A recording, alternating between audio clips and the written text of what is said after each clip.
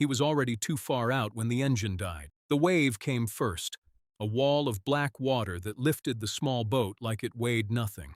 Then another, then another. Salvador Alvarenga held on with both hands and screamed into the radio. No answer. The signal was gone. The coast of Mexico had disappeared behind him. There was nothing ahead but open ocean, thousands of miles up, and a sky that offered no help at all. He was 36 years old. He had a daughter waiting for him at home, and he was completely, utterly alone.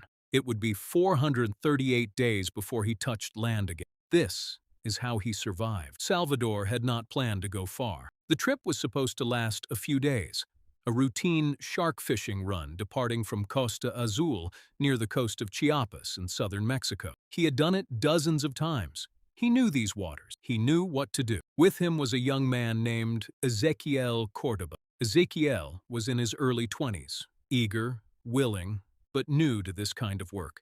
He had not been at sea long. Salvador was the experienced one. He was the one who knew how things were done. When the storm came, Salvador did everything right. He tried to turn the boat. He tried to keep the engine running. He fought the water as long as he could. But the Pacific does not negotiate. The storm lasted more than 30 hours. When it finally passed, the boat was still floating, but it was far, far from shore. The engine was gone. The radio was gone, and the coast of Mexico was nowhere to be seen. Back on land, their employer noticed they had not returned. A search was launched along the Mexican coastline.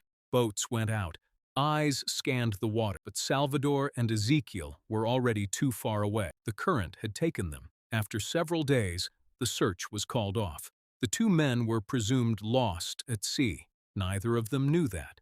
On the boat, they were still waiting for help to arrive. Survival in the early days was about staying busy. Salvador took stock of what they had: a small cooler, some fishing line, a few basic tools. Whatever food remained on board was eaten quickly. Then it was gone. The ocean would have to provide everything from now on. He began catching fish with his bare hands, reaching into the water, grabbing what he could, pulling it onto the deck. He caught seabirds that landed on the boat and were too tired to fly away. He caught sea turtles by hand, pulling them from the water and using them for both food and blood. When it rained, and the Pacific rains hard, he collected every drop he could in containers, in clothing, in anything that would hold water. It was not enough to be comfortable, but it was enough to survive. Ezequiel struggled. The raw food, the uncooked fish, the blood, the tough turtle meat, was more than he could handle. He tried, but his body rejected it. His stomach turned. He began eating less and less. Salvador watched him with growing worry. He urged him. He pleaded with him. He prepared food as carefully as a man on an open ocean with no fire can prepare anything. Ezequiel kept refusing. The weeks passed, the way weeks do when there is nothing to mark them.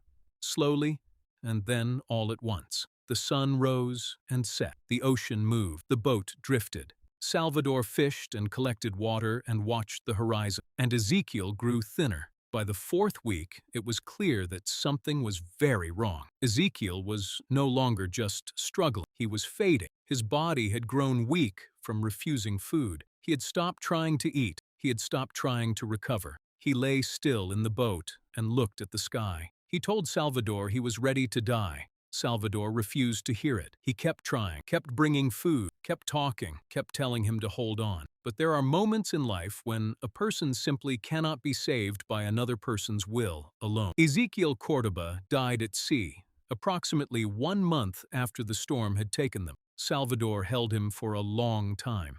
He spoke to him. He said what he needed to say. Then he lifted him over the side of the boat and lowered him into the water. He watched until there was nothing left to see. Then he was alone. The silence that followed was unlike anything Salvador had ever known. He later said that he thought about ending his life, that the empty boat, the endless water, and the absence of another human voice made the world feel impossible to bear. There was no reason to catch another fish, no reason to collect more rain, no reason to do anything at all. He sat with that feeling for days. Then he thought about his daughter. Her name was Fatima. She lived in El Salvador. She was young, She did not know where her father was. She did not know if he was alive. And somewhere in the quiet of that enormous, empty ocean, Salvador Alvarenga decided that she needed to find out, that he needed to make it back to tell her himself. He started talking. Not to Ezekiel, though he spoke to his memory too. He talked to God. He created imaginary companions in his mind, voices he could speak to, presences he could feel nearby, people who knew him, people who loved him. He was not losing his mind. He was building one of the only shelters that the ocean could not destroy, an inner world strong enough to keep him going. The months that followed were defined by routine and endurance. Every day he fished. Every day he watched the sky for rain. Every day he scanned the horizon. The sharks came regularly, circling the boat, bumping it from below, testing its edges. Salvador learned their patterns. He learned to read them. He kept fishing. He saw ships more than once. On the far edge of the horizon, he spotted the outline of a vessel. He screamed. He waved. He used everything he had to signal them. Not one of them saw him. Each time, the ship moved on, and the ocean swallowed it whole. Each time, he turned back to the water and kept going. His body was changing.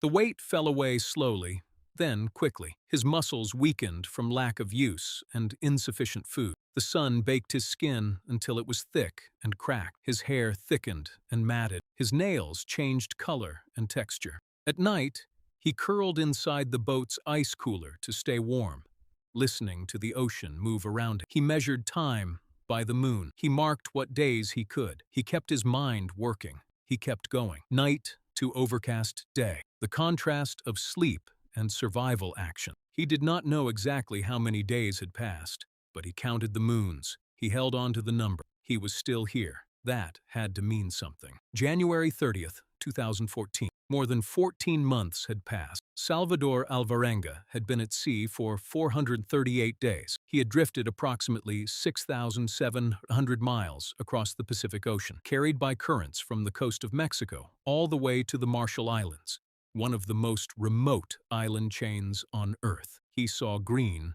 first. The color of it, after more than a year of nothing but blue and gray and white, was almost too much to understand.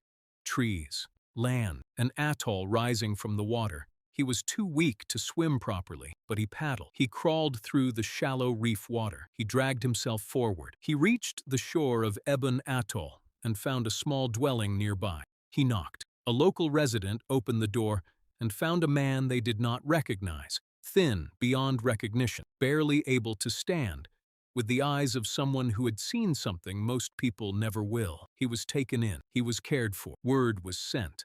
The world would soon know his name. Salvador Alvarenga was reunited with his family.